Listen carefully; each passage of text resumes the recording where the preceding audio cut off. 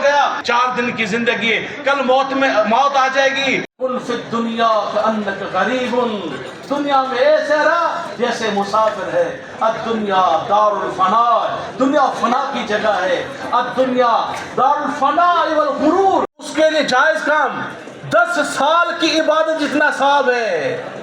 ये सासी लोग जो काम करते हैं उनको पता ही नहीं है कि किसी गरीब का मैंने काम कर दिया तो उसका अजर मुझे कितना मिलेगा। किसी का काम कर दो, जायज काम हो तो 10 साल का सवाब मिलता है इबादत का।